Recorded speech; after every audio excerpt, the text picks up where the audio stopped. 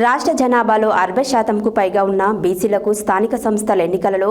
బీసీలకు 42% రిజర్వేషన్లు రాష్ట్ర ప్రభుత్వం కల్పించగా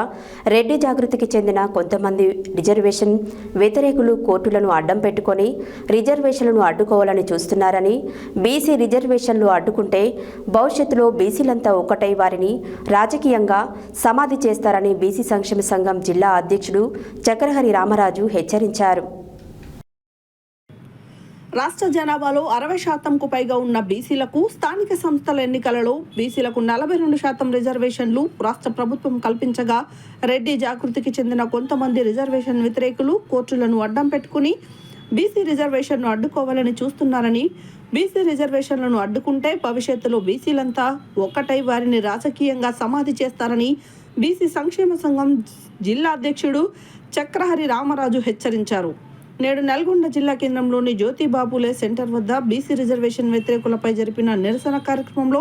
బీసీ సంక్షేమ సంఘం జిల్లా అధ్యక్షుడు చక్రహరి రామరాజు మాట్లాడారు. ఉన్న జనాభా కంటే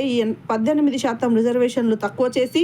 42%తో బీసీలకు సరిపెట్టి స్థానిక సంస్థల ఎన్నికల నోటిఫికేషన్ విడుదల చేసినప్పటికీ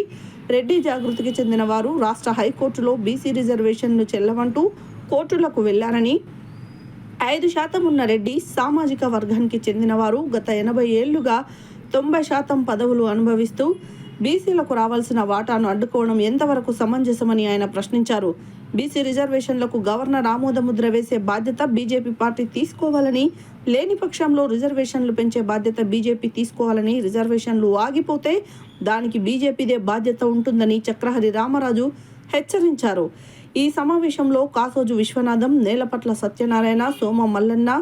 నకరేకంటి కాశయ్య గౌడ్, కేశబోయిన శంకర్ ముదిరాజ్, వాసుదేవుల వెంకట నరసయ్య, చిక్కుల రాములు, సొల్లెటి రమేష్, గంజి భిక్షమయ్య, ఆదినారాయణ, వాడపల్లి సాయిబాబా, ఎరుకల శంకర్ గౌడ్, కస్తూరి దామోదర్, శంకరాచారి, కంది సూర్యనారాయణ, శ్రీను, వేణు, లాలయ్య గౌడ్, చాగంటి రాములు, ముదిరాజ్, జె ఇంద్రయ్య, వెంకటరాములు, బండారి గోవర్ధన్ గౌడ్, బండారి గోవర్ధన్, నాగరాజు, వీరమల్ల జరిపోతుల శంకర్ గౌడ్ తదితరులు పాల్గొన్నారు.